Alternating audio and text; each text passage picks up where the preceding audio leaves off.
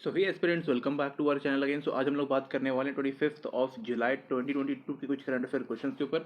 So let's get start with the first question and the first question is dash has signed a MOU with Dronacharya Aerial Innovation Private Limited for setting up remote pilot training centre. So right answer of first is it's A which is Rashtriya Raksha University. Okay, तो basically अगर हम इसको simple भाषा में समझे कि यहाँ पे क्या लिखा हुआ है, तो यहाँ पे ड्रोन फ्लाइंग स्किल यहाँ पे डेवलप करने के लिए किया बताया गया। ओके, लाइक किस तरीके से हमें ड्रोन को उड़ाना चाहिए, किस तरीके से वो सिक्योरिटी रीजंस में काम आ सकता है और कैसे हम उसकी हेल्प से मैक्सिमम चीज़ों को कर सकते हैं। ओके, तो उसी चीज़ के ऊपर यहाँ पे किया गया है और बोला गया कि भाई ड्रोन फ्लाइंग स्किल जो है इसको हम लोग डेवलप करना। ओके, किस किस को यहाँ पे ट्रेनिंग मिलने वाली है?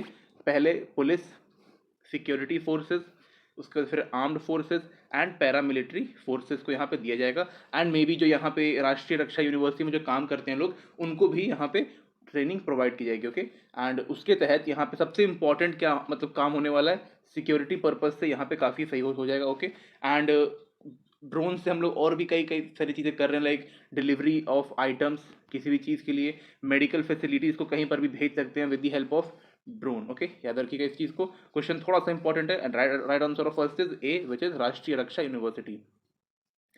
Next question is which state has the highest unemployment rate in India? So right answer of second is A which is Haryana. तो हरियाणा में अभी यहाँ पे काफ़ी ज़्यादा मतलब कि अनएम्प्लॉयमेंट रेट है कितना, 26.72%। ओके, ये चीज़ आप लोग याद रखिएगा।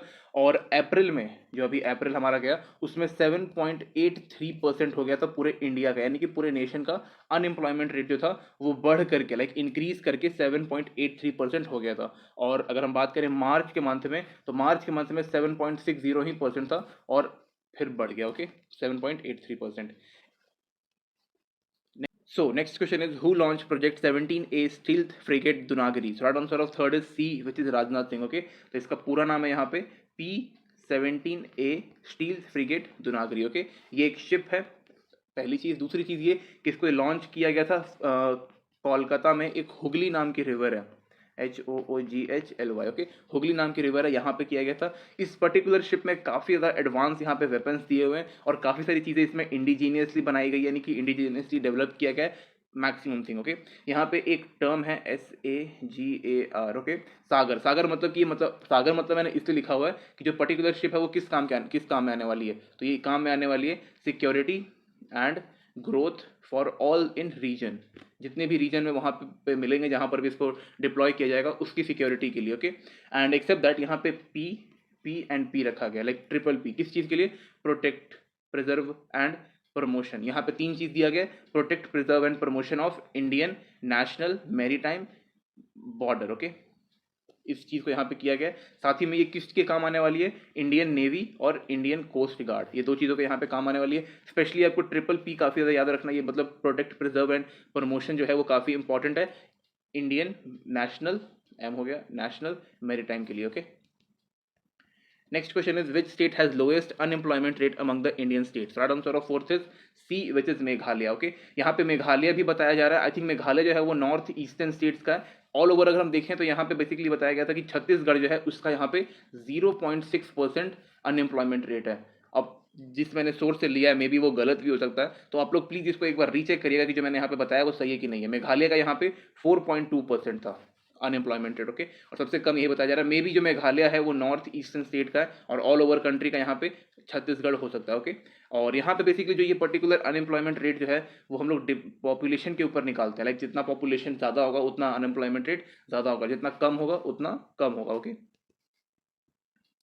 next question is when the national broadcasting day is observed on every year? So right answer of fifth is B which is 23rd of July। okay, तो यहाँ पे बेसिकली अगर ब्रॉडकास्टिंग की बात कर रहे हैं तो यहाँ पे दो चीज़ आती हैं, एक रेडियो, एक मिनट गलत हो गया थोड़ा सा, यहाँ पे ठीक से लिख देते हैं, RADI radio, and second thing all India radio, AIR। Okay, ये दो चीज़ें काफ़ी इंपॉर्टेंट होती है। लाइक जो रेडियो है नॉर्मल, वो पहले के ज़माने में लाइक आफ्टर लाइक 15 साल रखते हैं, ज़्यादा नहीं रख सकते। ओके, 15 ईयर्स यहाँ पे रखते हैं हम लोग, तो 15 साल पहले अभी से लाइक रेडियो एक काफ़ी इंपॉर्टेंट हुआ करता था और काफ़ी बड़ा इम्पैक्ट प्रोवाइड करता था हमारी लाइफ के ऊपर। बट अब ऐसा नहीं है, लाइक अब तो टेलीविजन, मोबाइल फ़ोन, इंटरनेट सब कुछ यहाँ पे आ गया, टेक्नोलॉजी काफ़ी एडवांस हो गई है। लेकिन उस टाइम पे यही सब कुछ हुआ करता था, लाइक एंटरटेनमेंट का सोर्स और इंफॉर्मेशन का सोर्स। ये दो चीज़ें काफ़ी इंपॉर्टेंट हुआ करती थी। 1923 में यहाँ पे ऑल इंडिया रेडियो का गठन हुआ था, ओके।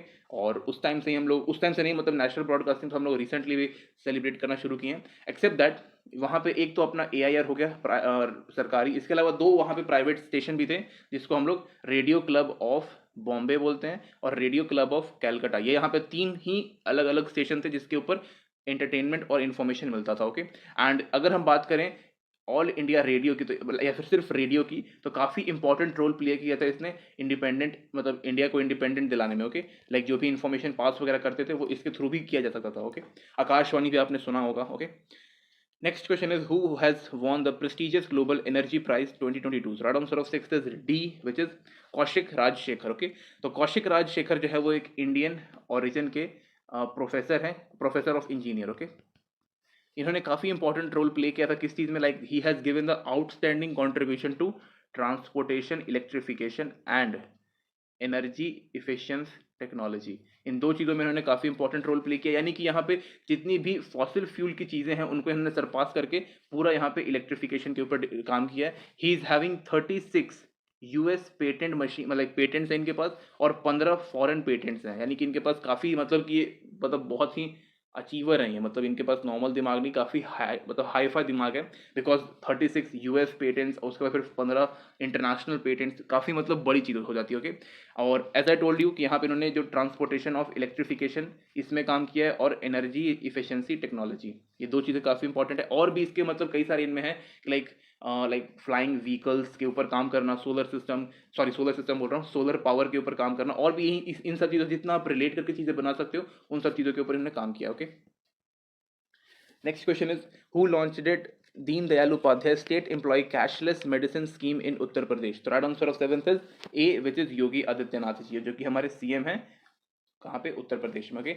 एक्सेप्ट दैट यहाँ पे कैशलेस मेडिकल फैसिलिटी जो है वो यहाँ पे अराउंड 75 लाख फैमिली को या फिर पीपल कह सकते हो आप, लोगों को यहाँ पे मदद करेगी। और 22 लाख जो वहाँ पे स्टेट एम्प्लॉय हैं या फिर पेंशनरीज हैं उनको यहाँ पे मदद करने वाला, ओके। एक्सेप्ट दैट यहाँ पे अप टू 5 लाख रुपीज़ के आप मेडिसिन खरीद सकते हो, लाइक कैशलेस, मतलब कि लेट्स सपोज कि आपके पास ऑन टाइम पैसे नहीं है तो आप बिना उसके भी आप मेडिसिन ले सकते हो, और यहाँ पे एक स्टेट हेल्थ कार्ड रहता है उसके ऊपर आपको मिलेगा, ओके। एंड यहाँ पे जितने भी गवर्नमेंट द्वारा मतलब मेडिकल हॉस्पिटल्स हैं या फिर मेडिकल कॉलेज है, उनसे अगर आप मेडिसिन लेना चाहते हो तो आपको मिल जाएगा, जितने भी गवर्नमेंट के द्वारा किया जाता है उसके थ्रू ही मिलेगा, प्राइवेट में नहीं मिलेगा, okay.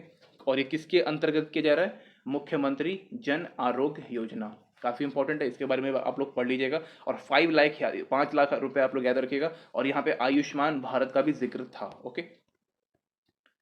Next question is recently Ukraine and which country have signed a UN-backed agreement to allow the export of grain from Black Sea? तो आपको तो पता चल गया होगा कि लाइक किस चीज़ के ऊपर बात होने वाला, तो right answer of eighth is C which is Russia. तो यहाँ पे बेसिकली यूक्रेन और रशिया के बीच में यहाँ पे लाइक MOU मतलब साइन, मतलब जो भी ट्रीटी साइन हुई है जिसमें बताया गया कि भाई जो ब्लैक सी में जितने भी आपने ब्लॉकेड लगाए हुए हैं यूक्रेन के मैरीटाइम बॉर्डर के ऊपर, उसको आप लोग हटा दीजिए ताकि यहाँ पे जो ग्रेन मतलब जितना भी ग्रेन या फिर जितना भी फूड वगैरह सप्लाई है उसको यहाँ पे ठीक किया जा सके, ओके। लाइक कंटिन्यूटी बरकरार रखने के लिए, क्या इसको आप सीधा बोल सकते हो ग्रेन एक्सपोर्ट डील, बेसिकली ये यहाँ पे हुआ था। एंड कहाँ पर? इस्तांबुल में। एक्सेप्ट दैट यहाँ पे 22 मिलियन टन ऑफ ग्रेन जो है वो रुका हुआ है जस्ट बिकॉज ऑफ इन दोनों के वॉर के कारण। और अभी लाइक सबको पता है कि यहाँ पे ग्लोबल फूड क्राइसिस भी चल रहा है, और इस चीज़ को आगे न बढ़ने दिया जाए, इसको जितना कम हो सकता है उतना करने के लिए यूक्रेन ने बोला है कि भाई हमें सप्लाई करने दीजिए, और इसमें हमारा फ़ायदा भी हो जाएगा और थोड़े बहुत वेपन्स और खरीद लेंगे, ओके। ऐसा लास्ट वाला लाइन बोला नहीं था उन्होंने। Next question is who has been sworn in as a 15th prime minister of Sri Lanka recently? Right answer of ninth is B which is Dinesh Gunawardena, जो भी है गुणवांद्रे, ओके। तो ये हो गया। तो बेसिकली दिनेश गुणवांद्रे को छोड़ करके हम सिर्फ दिनेश ही बोलते हैं, ओके। तो जो हमारे दिनेश साहब हैं ये पहले हमारे ये रह चुके हैं home minister, okay. But after Gotabaya Rajapaksa जब वो उड़ गए वहाँ से, यहाँ से लाइक श्रीलंका से चले गए, तो फिर पहले तो यहाँ पे प्राइम प्रेसिडेंट यहाँ बनाया गया किसको? रानिल विक्रमसिंघे को, और अब इनको प्रेसिडेंट बना दिया, ये प्राइम मिनिस्टर इनको बना दिया गया, ओके। किसके द्वारा इनको अपॉइंट किया गया? अगेन प्रेसिडेंट के द्वारा इनको अपॉइंट किया गया था। 15th प्राइम मिनिस्टर है, ये भी आप लोग याद रखिएगा। और जो हमारे रानिल विक्रमसिंघे जिनको भी परमानेंट प्रेसिडेंट बना दिया गया, लाइक परमानेंट नहीं, जितना भी उनका टर्म रहेगा उसके लिए बना दिया गया, तो वो 9th प्रेसिडेंट है, ओके। तो ये दोनों चीज़ याद रखिए, काफ़ी इंपॉर्टेंट है क्योंकि न्यूज़ में काफ़ी ज़्यादा इंपॉर्टेंट रह रहा है और काफ़ी इंपॉर्टेंट रोल प्ले कर रहा है। Okay, next question is which bank has recently launch WhatsApp banking services? Right answer of 10th is A which is SBI। तो SBI ने यहाँ पे एक मैसेजिंग प्लेटफॉर्म के साथ बोला है कि भाई आप मतलब इसमें आपको और भी बैंकिंग ट्रांजैक्शन की यहाँ पे सुविधा मिलने वाली है, लेकिन पूरी नहीं मिलेगी, कुछ कुछ यहाँ पे लाइक फ्यू, या फिर आप कह सकते हो सर्टेन बैंकिंग ट्रांसफर के यहाँ पे या फिर ट्रांजेक्शन के यहाँ पे आपको फैसिलिटी मिल जाएंगी। उनके लिए जो SBI के क्रेडिट कार्ड होल्डर्स हैं उनके लिए यहाँ पे दिया गया है, इनको अपना क्रेडिट कार्ड जो है वो व्हाट्सएप के साथ लिंक करना पड़ेगा एंड तब काम हो सकता है। ओके, एक्सेप्ट दैट ये बहुत ही ज़्यादा सिक्योर रहेगा और स्मूथ रहेगा दोनों ही प्लेटफॉर्म के ऊपर। ओके, एक्सेप्ट दैट यहाँ पे जो जो बैंक किस में मतलब ये मेनली हेल्प कहाँ करेगा, बैंक और क्लाइंट्स के बीच में जितना भी कम्युनिकेशन होता है उसको यहाँ पे और भी ये ईजी कर देगा। ओके, तो जैसा मैंने यहाँ पे आपको बताया कि यहाँ पे सर्टेन बैंक ट्रांजेक्शन्स को ही देखते हैं, तो कौन कौन सी चीज़ें आप देख सकते हो यहाँ पे, account summary, reward points, balance, even आप और भी कई सारी चीज़ें हैं जिसमें लाइक कार्ड पेमेंट कर सकते हो और भी कई सारी चीज़ें। ओके, लाइक यहाँ पे फिर एसेट्रा लिख दिया गया था, पूरा फिर मैंने पढ़ा भी नहीं। तो इसके अलावा यहाँ पे axis bank, HDFC bank, ICICI bank और भी लाइक जैसे कि इंडस बैंक हो गया, बैंक ऑफ महाराष्ट्र हो गया, उसके इन सारे बैंक ने भी अपना व्हाट्सएप बैंकिंग सर्विसेज को इनेबल किया हुआ है, लाइक पहले कर दिया था, अभी SBI ने काफ़ी लेट किया। Okay, next question is which state government has recently tie up with Deloitte to create a 1 trillion economy? Right answer of 11th is C which is Uttar Pradesh. तो उत्तर प्रदेश की जो गवर्नमेंट इन्होंने बोला कि भाई हमें 5 ट्रिलियन का जो पूरा सपना देखा था हमारी गवर्नमेंट ने पूरे देश के लिए, पूरे इंडिया के लिए, 5 ट्रिलियन डॉलर का 2025 तक, उसको कंप्लीट करने के लिए हमने उत्तर प्रदेश को बोल दिया कि लाइक अब ये 1 ट्रिलियन की इकोनॉमी बनाएगा। ओके, इसके लिए यहाँ पे डिलॉयट नाम की एक कंसल्टेंसी ग्रुप है, इसको यहाँ पे हायर किया गया है और इसमें बताया जाएगा कि लाइक जो यहाँ पे बेसिकली प्लान सजेस्ट किए जाएंगे कि लाइक आप प्लान बताइए sector wise. Okay, so that यहाँ पे डेवलपमेंट भी हो सके और इकोनॉमी ग्रोथ भी किया जा सके इजी। ओके, मेन इनका पॉइंट सिंपल यही था कि भाई जो हमारा 5 ट्रिलियन का जो इकोनॉमी है उसे हमें बनाना है, तो बनाना है। Okay, next question is which film actor has recently being honored by UAE by giving its golden visa? तो right answer of 12th is B which is Kamala Hasan. Okay, तो बेसिकली कमला हसन जो है ये एक साउथ के या फिर तमिल एक्टर हैं और काफ़ी मतलब टॉप स्टार में से एक है। ओके, काफ़ी मतलब इनका जो एक्टिंग है वो काफ़ी बेहतरीन रहता है। ओके, एक्सेप्ट दैट यहाँ पे 10 साल के लिए गोल्डन वीज़ा को इशू किया जाता है, लाइक 10 ईयर्स, एंड कह सकते हो कि भाई ये लॉन्ग टर्म रेजिडेंस वीज़ा होता है। इसके तहत मतलब लाइक जो गोल्डन वीज़ा है सबको नहीं मिल जाता, नॉर्मल पीपल को। इसमें जो ग्रेट अचीवर्स रहते हैं अलग अलग फील्ड में, जैसे कि कोई भी प्रोफेशनल फील्ड हो गया, इन्वेस्टर, एक्टर, सिंगर, कंपोजर, इन सबको यहाँ पे दिया जाता है, या फिर आप किसी भी पर्टिकुलर फील्ड से आते हैं उनको दिया जाता है। ओके, तो इंडिया में ऑलरेडी संजय दत्त को यहाँ पे मिल चुका है, उसके अलावा शाहरुख खान है और इनके अलावा और भी 36 अदर्स हैं, मतलब मिला जुला के 36 और हैं जिनको UAE का गोल्डन वीज़ा मिला है। ओके, काफ़ी मतलब ईजी हो जाता है, like free travelling and all that. इसके अलावा आप अपना खुद का बिजनेस भी ओपन वहाँ पे कर सकते हो without any restriction. Next question is recently who has become a new acting president of International Hockey Federation? Right answer of 13th is B which is Saif Ahmed. Okay, ये जो है ये इजिप्ट से बिलोंग करते हैं और इजिप्ट के लिए ऑलरेडी ये like he was player, then after he become umpire और देन टेक्निकल ऑफिशियल भी रह चुके हैं, काफ़ी मतलब इनका इंपॉर्टेंट रोल रहा है। ओके, नवंबर लिखना है, नवंबर 5 तारीख को इसका ऑफिशियल प्रेसिडेंट के लिए वोटिंग्स वगैरह फिर इलेक्शन यहाँ पे होगा। ओके, और उसके तहत ही फिर इनका जो मेन जो इनका प्रेसिडेंट होगा वो चूज़ किया जाएगा for a particular term. Okay, इससे पहले नरेंद्र बत्रा जो कि इंडिया से बिलोंग करते हैं, यहाँ पे ये प्रेसिडेंट थे इंटरनेशनल हॉकी फेडरेशन के, साथ में इंडियन ओलंपिक एसोसिएशन के भी थे, लेकिन बाद में इन्होंने just because of personal reason इन्होंने इस चीज़ को यहाँ पे क्विट कर दिया एंड देन आफ्टर जो इनकी जो जो अपॉइंटमेंट कमेटी उन्होंने इनका रेजिग्नेशन भी एक्सेप्ट कर लिया। ओके, एंड जस्ट बिकॉज इसके अलावा फिर और भी कई सारी चीज़ें हुई हैं, लेकिन यहाँ पे इंडिया मेन फोकस कर रहा है 2023 के हॉकी वर्ल्ड कप जो कि इंडिया में ही होने वाला है, इसलिए दिल्ली हाई कोर्ट ने भी बोला है कि भाई यहाँ पे 3 मेंबर की कमेटी बिठाई जाएगी और जल्दी जल्दी पूरा काम इसमें किया जाएगा ताकि जो वर्ल्ड हॉकी कप जो है वो खराब ना हो और इंडिया की रेपुटेशन खराब ना हो जाए। Okay, next question is recently India and which country have signed MOU for judicial corporation? Answer of 14th is C which is Maldives. Okay, तो मालदीव में के साथ और इंडिया ने यहाँ पे दोनों ने मिलकर यहाँ पे पर्टिकुलरली जुडिशियल कॉर्पोरेशन के ऊपर MOU साइन किया। ओके, ये कह सकते हो कि यहाँ पर 8th MOU है जुडिशियल कॉर्पोरेशन के ऊपर। तो बेसिकली यहाँ पे इंफॉर्मेशन टेक्नोलॉजी तो भाई रहेगा ही रहेगा, हर चीज़ लाइक IT के ऊपर तो भाई बहुत ज़्यादा मतलब हम लोग डेवलप भी कर रहे हैं और इसी चीज़ के लिए भी लाइक मालदीव जो है वो हेल्प भी मांग रहा है और साथ में डिजिटलाइज कोर्ट कोर्ट रूम्स बनाने की बात की गई है। एक्सेप्ट दैट यहाँ पे जुडिशियल स्टार्टअप्स एंड आईटी को भी यहाँ पे बोला गया कि भाई दोनों कंट्रीज में आप डेवलप कीजिए। और इंडिया का भाई आप लोगों को पता ही होगा कि भाई नेबरहुड फर्स्ट पॉलिसी अपनाता है। लाइक अगर आप चाहो तो अपने यहाँ पे लाइक सिंपल एक बात बोली जाती है कि लाइक आप दुश्मन बदल सकते हो लेकिन आप अपने पड़ोसी नहीं बदल सकते हो। तो आप अपने पड़ोसी के साथ जितना अच्छा आप रिलेशन रखोगे उतना आपके फ्यूचर के लिए बढ़िया रहता है। तो इंडिया वही बोलता है neighbourhood first policy. Okay, next and the last question is when we celebrate National Thermal Engineer Day. So right answer of 15th is A, which is 24th of July. Okay, तो basically यहाँ पे इस particular काम को करने के लिए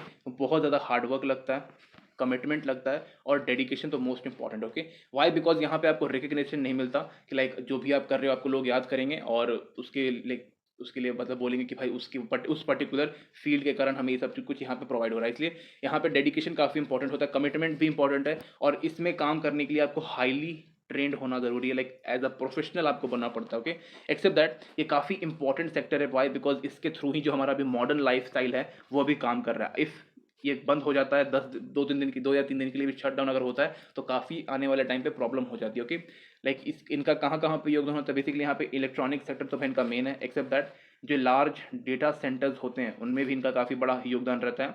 उसके अलावा बायो मेडिकल फील्ड में भी है, एरोस्पेस इलेक्ट्रॉनिक में भी काफ़ी इनका रहता है और थर्मल पावर प्लांट में तो भाई है ही। ओके, तो काफ़ी इंपॉर्टेंट ये फील्ड रहता है। लाइक नो वन नोज कि ऐसा भी कुछ होता है, ऐसा भी कोई डे होता है जिसको हम लोग सेलिब्रेट करते हैं, बट ऐसा होता है। ओके, तो right answer of 15th is A, which is 24th of July. Okay, so thank you guys, thank you watching this video. Make sure subscribe कर दीजिएगा। ओके, इफ़ यू लाइक भी आप कर सकते हैं। ओके।